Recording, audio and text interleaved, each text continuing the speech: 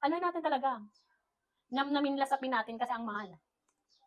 Hello guys! So finally, nakahanap na tayo ng Siniguelas, ano bang tawag dito? Siniguelas? Isang Siniguelas ata.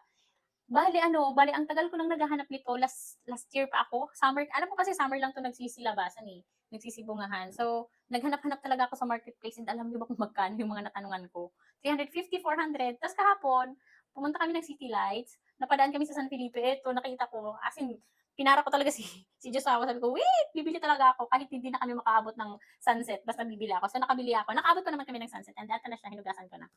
Mag-aano tayo, first time ko talaga makakalasa. Sabi nga ng mga kasama ko dito sa bahay, "Hindi ka pala nakalasa niyan nung kabataan natin," sabi ng kapatid ko. So, hindi. Ngayon lang ako makakalasa. Nakita ko sa mga nakita ko sa mga kumakain si Siliqui, nakita ko asin. So, nagdala ako ng asin. Ching! Naglabas tayo ng asin. And excited na akong malasahan kung anong lasa nito. Wait, baka may parcel na naman.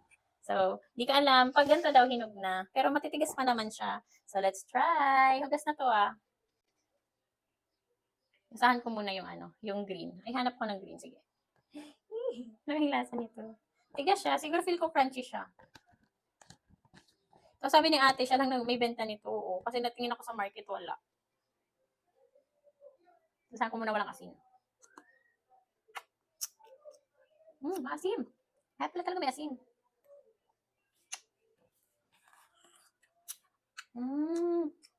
Bayabas. Parang bayabas yung nalalasaan kong maasim. Matigas yung niya. Kinakain ba to? Kinakain bang balat? Kinakain siya. Bayabas yung nalalasaan ko sa kanya, yung hilaw na bayabas. So, ganito pala lasa nito. Ngayon lang ako nito nakalasa. Second bite. Malaki ang buto niya. Hindi ko alam kung kinakain ng nito. Pero feel ko okay naman. Bayabas na yung lasa niya na maasim, na medyo matamis.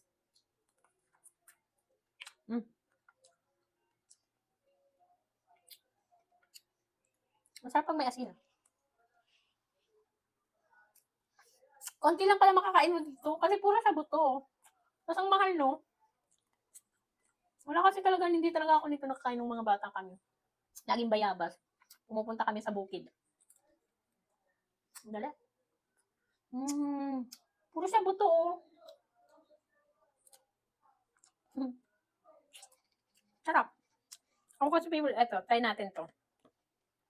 Medyo mapula na siya. Sabi daw, pag malambot. May mga natapon na akong mga nabugbog ata yun. Ayan, first bite sa ating pangalawang siniguelas.